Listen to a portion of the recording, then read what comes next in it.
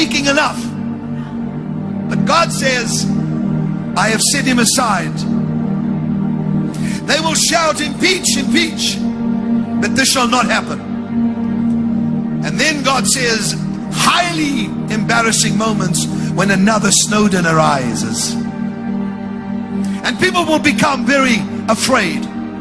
They'll say, we have no protection. And then God says, am I impressed with your weapons of war? Am I impressed with the strength of your men's legs? Ha!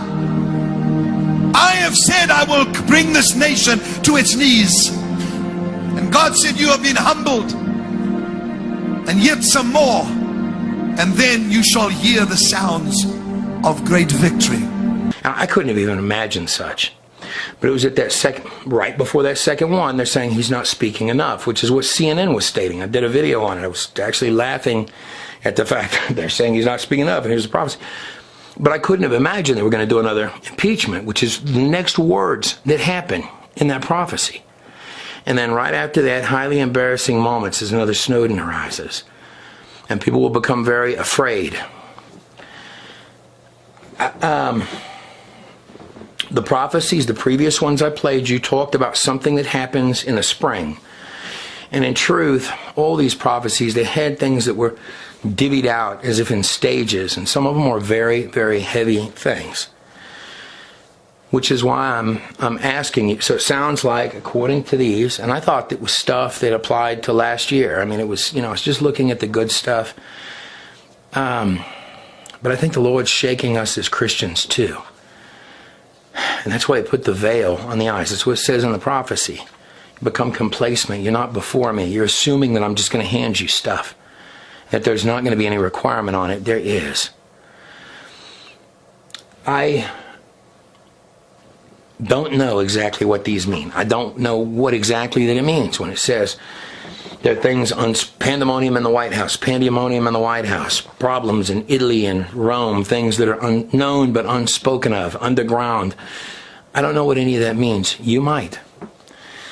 Here's what I do know, is that David, I keep saying David in these prophecies, my David. The people cried out, like the masses, cried out for David to be king. You could see the masses all around David. And Saul was the one that would tell him, no, I'm the king. I got the votes, man. Look, man, you better believe I'm the king. No, David. And they're screaming out, like crowds for David. And Saul actually longed to kill David, tried to kill David. And Saul had the army. David had the top men. He had the top men. The kind of guys that could carry out a mission. The kind of guys that Saul was going to kill David. And David and some of his top men, 600, notice the numbers, always notice the numbers. They snuck into the cave that Saul was in, surrounded by his army. And David cut off a part of Saul's garment and took his sword. And in the morning, David appeared up on the mountains, and he took Saul's garment, the portion, he threw it down. He took Saul's sword and says, here's your sword. Why do you try so hard to kill me? And I try so hard to spare your life. And Saul fell down and he cried. Because he knew. He knew. And David was an honorable man. And there was one instance where David, where he was with his men and they had left they left their camp for a number of days. That's another story what they had done. When they came back, the Amalekites had taken their wives, taken their children, taken all of their boat, all of their things, all the things that they owned of any value. And that camp was literally on fire when they arrived. And their women and their children were gone. The Amalekites have been doing this because what the Amalekites did, they were like the big system, right? They're there and we're going to take it. We're going to take your kids and your wealth and we're stealing it. We're taking it for us. You went there. We got it. And said they cried till they had no tears left. And they longed to stone David because they're looking for somebody to blame. That's what people do. It must be David's fault. They're looking for... And David was in that moment because they'd won so many battles, David had. I mean, just win after win after win. And then he took this, and it was this giant loss. And there was nothing he could do. There was nothing David could do. The women and children, even his own, were gone. And now the men wanted to stone him. And David was standing there. And there comes a moment where it's not the prophecies of Kim Clement, it's not the words of any pastor, anybody, where we'll all stand there in that moment where you are where David was. And you say, I had no control over this. How did this even happen? And the evil people took what was righteously ours, even to our children. They wanted our children and our wives to have their way with them. And in Israel, they had the ephod. The priests had the ephod, and they would go before the Lord with the ephod. The high priest would. That's normally how it was. And even David would go for the priest. Would you go ask God to the ephod? But on this occasion, David said, bring me the ephod. Bring me. And there comes a moment in all of this where you on the other side of the screen and me, and this is what I've learned in the process of this, because I've been dependent on these things, and I can't even tell you what's going to, I don't know. I can just tell you what the words are, but something feels right in my spirit about it, that you are standing on these moments. But I know that whether you are or you aren't, there comes that moment where things are coming to take all that you have, and there's not much you can do about it. And David did not say, find me the Kim Clement prophecy or priest. Bring me the ephod. I must know from God myself what to do next. And he took that ephod, and the men were putting bricks together to stone him.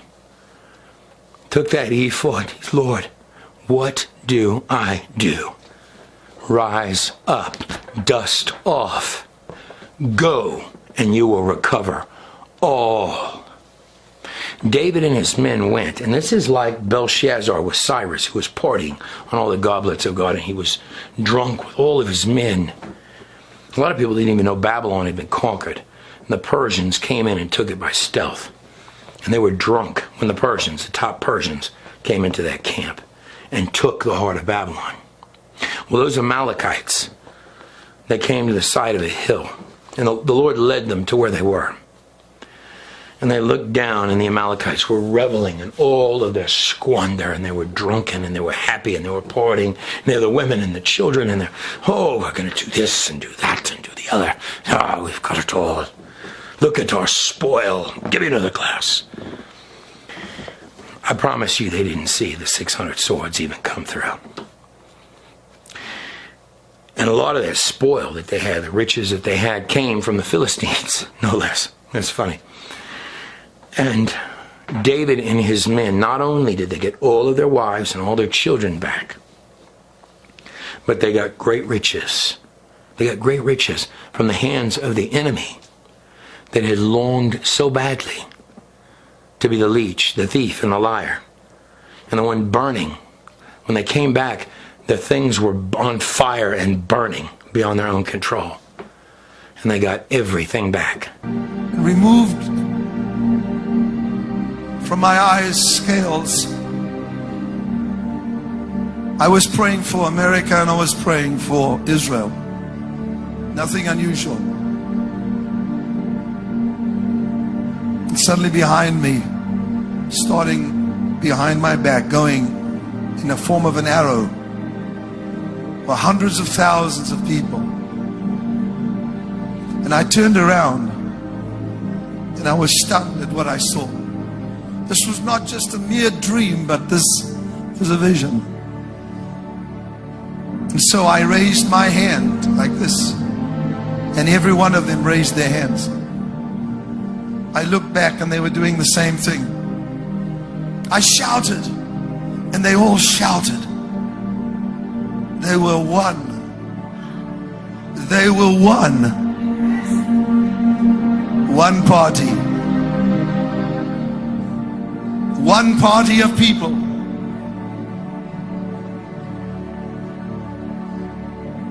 It continued until I realized that the unity of these, amongst them stood one that God had set aside to be the leader of this nation.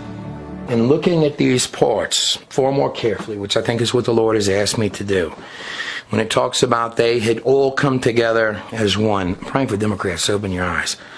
You're going to. The Lord's taking us through some things. But they were one. They were one. And then as he gets further into this, at the part we were just at, when the Godhead and the specific words were set aside, just like it talks about later, God says, I have set him aside. What does that mean? Set him aside for a moment. And they will even say he's not speaking enough. But he's too quiet. But he has set him so quiet that CNN's numbers are dropping. Set him aside is what happens right here in the prophecies. I'm going to keep going. I said, why am I hearing this so soon? Surely you would show me a little bit of it closer to the time. And the Spirit of God said to me, this man has a humble stature, but he is a genius.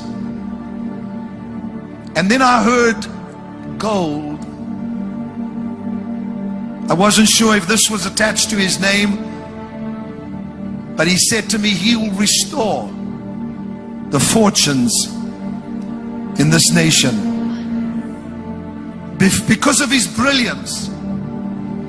I couldn't quite see his face because that was not allowed, because there was a mist that covered all the people and he was amongst them. And the Spirit of God made me look at him, and he said, this man will throttle the enemies of Israel. This man will throttle the enemies of the West. And there are highly embarrassing moments that are about to occur for many men.